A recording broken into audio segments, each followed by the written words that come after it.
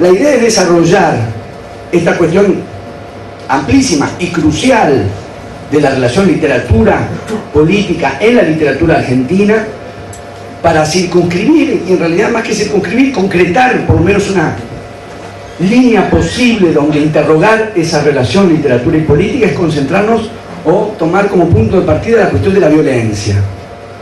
La figuración, la representación de la violencia en la literatura argentina como una clave posible para interrogar esa relación literatura y política. Ya ha llegado a ser célebre porque se cita muchísimo una frase de David Viñas con respecto a El matadero de Esteban Echeverría, una frase que pronunció en algún momento y tiene gran eficacia, gran contundencia, y es muy atractiva y muy citable. Entonces la citamos. Dijo David Viñas, pensando en El matadero de Echeverría: la literatura argentina empieza con una violación. Esa definición nos remite, claro, nos inscribe ya concretamente, nos instala ya concretamente en la cuestión de la violencia. Y esta idea de la literatura argentina empieza con, es decir, ese carácter fundacional que tiene, por lo pronto, El matadero de Echeverría, la generación de 1837, no necesariamente porque de veras la literatura argentina empiece ahí. Digamos, que algo sea fundacional no quiere decir exactamente que sea primero en un orden cronológico. Hay textos gauchescos previos. Ahí viene la intervención de Josefina Ludmer con su libro sobre la gauchesca, diciendo la literatura empieza con la gauchesca. Ahora, una cosa es dónde empieza. Viñas dice, empieza con una violación. Yo eso lo tomaría más en el sentido fundacional. ¿En qué momento, qué escritores, qué literatura establece algo así como un imaginario, el gesto del imaginario de origen? Entonces, efectivamente, Facundo, El matadero, son textos fundacionales. Tienen el gesto de dar inicio a una literatura, incluso en un caso como El matadero, que es un texto que se escribe aproximadamente, no se sabe exactamente, pero entre 1838 y 1840, pero se va a publicar mucho después. Se va a publicar mucho después de la muerte de Echeverría, hacia 1870. O sea, este carácter fundacional, esta escena en la que la literatura argentina empieza, no tiene que ver necesariamente con lo que suponen estrictamente las cronologías, sino, insisto, el gesto en el que un grupo de letrados, intelectuales, escritores, un grupo de textos, definen un mito de origen. La literatura argentina empieza ahí, y entonces efectivamente es pertinente esta idea. La literatura argentina empieza con una violación, aunque habría que decir El matadero termina con la violación, no empieza con la violación. Pero decir la literatura argentina empieza pero termina, no, la frase tiene la contundencia que le dio Viñas. La literatura argentina empieza con una violación, es decir, Viñas pone en esa instancia fundacional la marca concreta de la violencia sobre un cuerpo. La violencia sobre el cuerpo es la marca concreta que resalta Viñas en ese momento inicial de la literatura argentina. Ahora bien, decimos violencia sobre el cuerpo, Viñas dice violación. Diciendo violación pensamos, claro, violencia sexual, claramente. Y están los elementos de la violencia sexual. Lo desnudan, ¿se acuerdan? Al unitario lo desnudan, lo ponen boca abajo, todo lleva efectivamente a pensar en la connotación de la violencia sexual.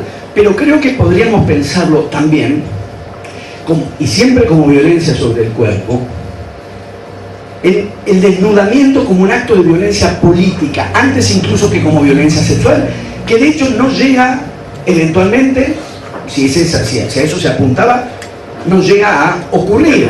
Así que más bien ahí habría que decir, la literatura argentina empieza con un cuento que termina con lo que parecería que iba a ser una violación. Pero claro, dicho así, nadie la cita, alguna frase dicha así. La frase hay que decirla como dijo Viñas. Pero, insisto, porque está ese factor,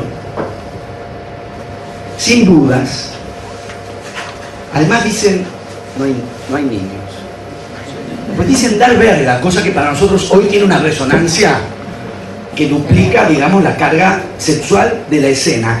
Y al mismo tiempo, cuando se dice que el unitario muere por su propia furia, porque el unitario muere por su propia furia, y los federales dicen, puch, pues, solo queríamos divertirnos con él, y lo tomó muy en serio. Yo creo que no hay razones para no creer en esa argumentación.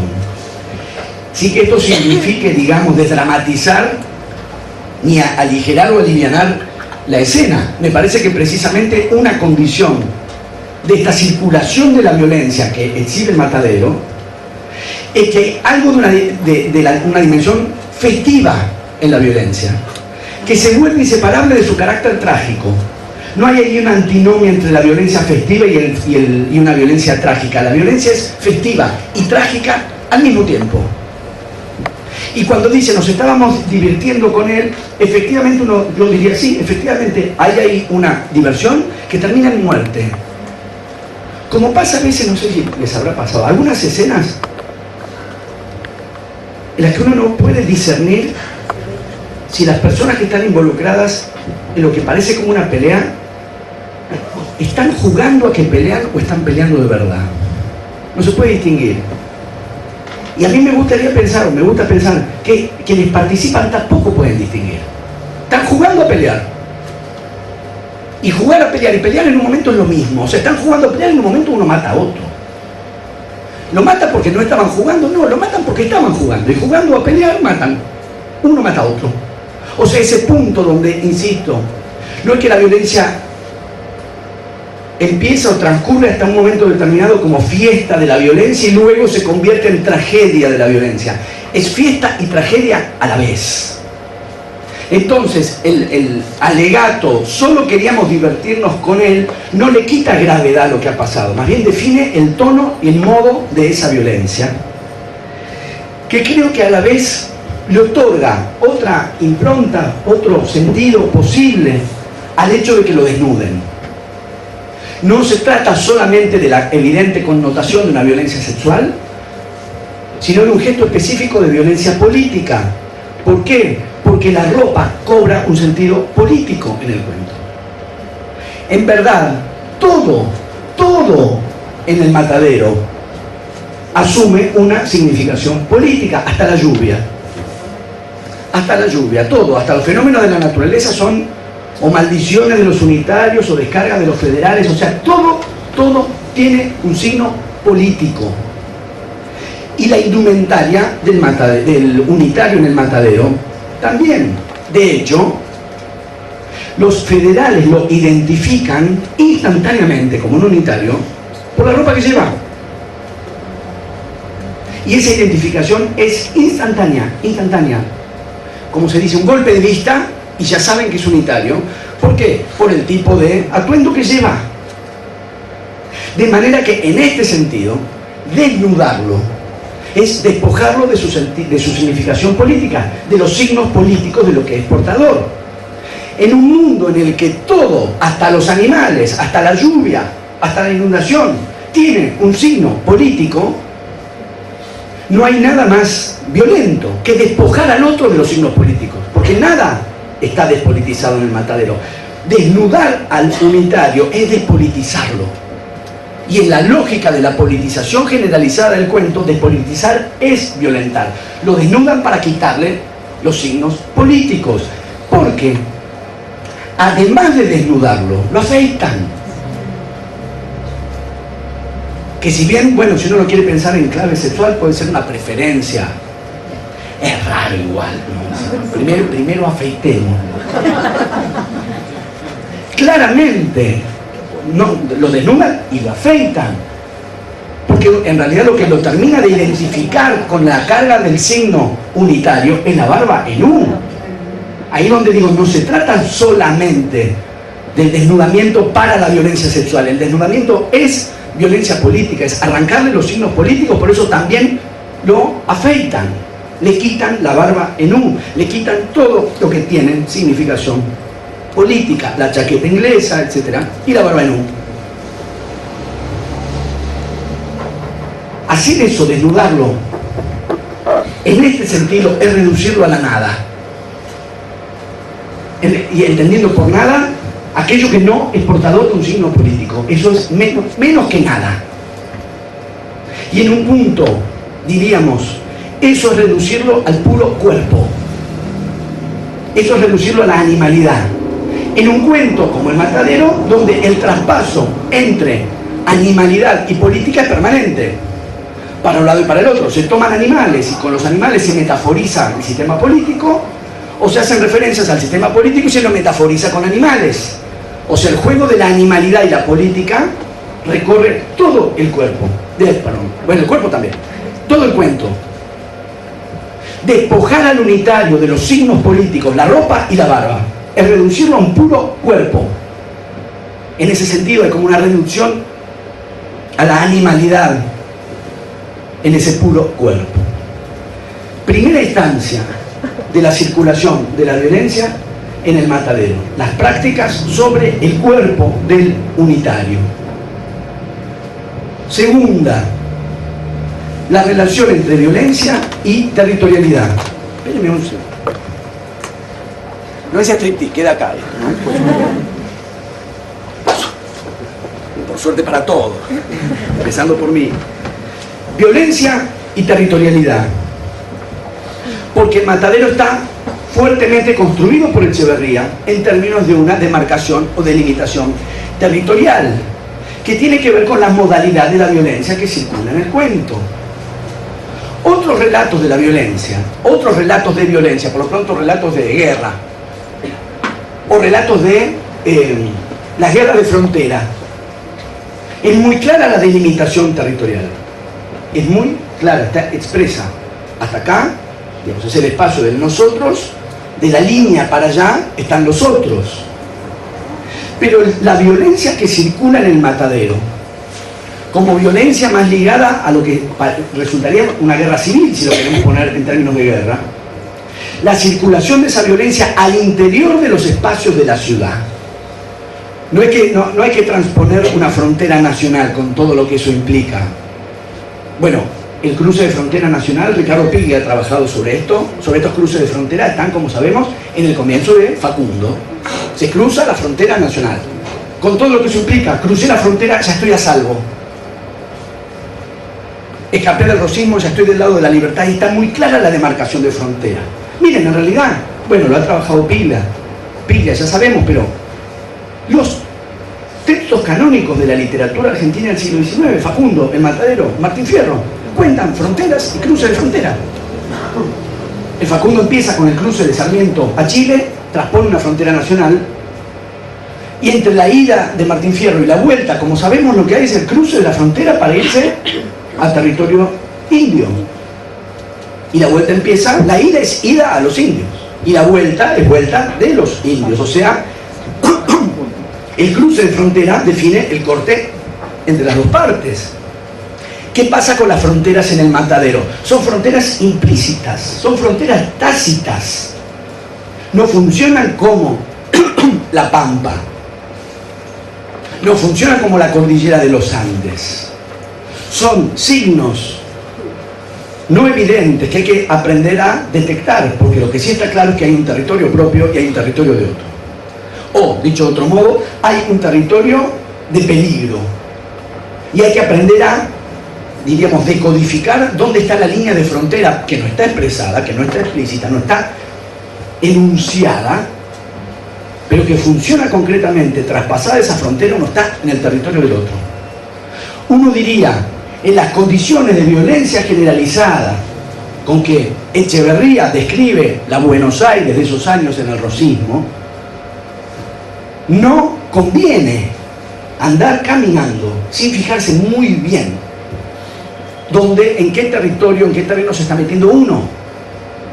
Insisto, como la frontera no está, no hay ningún gendarme que te avise, no hay un cartel que delimite, no puede uno largarse distraídamente, y en realidad lo que cuenta El Matadero es eso. Hay por lo menos dos que se distraen. Primero, el inglés, no sé si se acuerdan. Primero hay uno que también viene distraído, porque viene sacando cuentas, viene pensando en el saladero que tiene y sacando cuentas. Pensando en eso se distrae, y distraído se mete cruza la frontera implícita, se mete en el matadero. Y al unitario le pasa lo mismo, se distrae.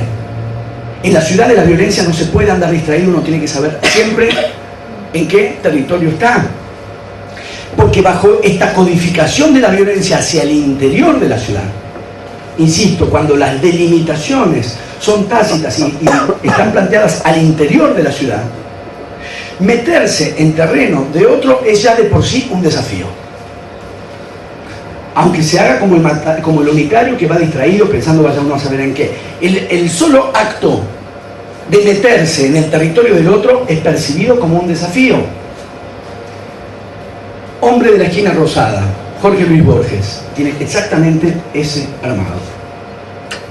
Antes de que Francisco Real se pare mano a mano con Rosendo Juárez y lo desafía a pelear, ya hay un gesto de desafío en el hecho mismo de que Rosendo y los hombres que andan con él se metan haciendo ruido, bochinchando. Esas palabras que cuando yo era chico se usaban y ahora yo creo bochinche. A los jóvenes hay que explicarles qué es. Entran bochinchando en el barrio. El solo hecho de meterse en el barrio que no es de ellos, para una cierta codificación de la violencia popular, porque acá hay otra marca en el matadero, que está también como marca en esta zona de la narrativa de Borges, que es la violencia popular. En la codificación de la violencia popular, meterse en el barrio que no es de uno es desafiar a los del barrio. Y el hombre de la esquina rosada funciona exactamente así. Ya hay un desafío desde el momento que el carro con los hombres del Real se meten en Villa Santa Rita, ellos no son de ahí. Eso ha traspasado al fútbol, que es el actual despliegue del escenario de las violencias populares, o uno de sus escenarios, que es que los cortes territoriales son por barrios, y el que está en un barrio en Rosario, por ejemplo, hay gente del Rosario, funciona. Porque uno dice, muy bien, Parque de la Independencia, ya sabemos que es Newell's, y el puerto ya sabemos que es Rosario Central. ¿Y el límite dónde está? Yo no soy de Rosario, yo no sé bien cuál es el límite. Es interesante, porque en la entrada de Rosario hay un puente que está pintado mitad de central, mitad amarillo, azul y amarillo, mitad rojo y negro, con lo cual le indica al que llega que tiene que tomar posición. Acá es esto, es mitad. Y uno se guía por las pintadas, uno se puede guiar por las pintadas, pero básicamente es eso. ¿Cómo sabe uno? Si uno no es de ahí y anda con la camiseta de Newell's, ¿dónde es exactamente? Por Boulevard Oroño vamos bien, pero si empezamos, ¿qué tan para ahí antes de que nos maten? En el puerto con la camiseta de Central vamos bien, ¿qué tan para el lado de Parque Independencia viene uno hasta que lo matan? Bueno, a veces matan. Iba a decir, bueno, matan. No, matan. El matadero funciona con ese mismo imaginario de una territorialidad dentro de la ciudad, con fronteras tácitas que no hay que transponer, sino advirtiendo que nos está poniendo en peligro. Y lo que el unitario hace es eso, se mete en el territorio de otro.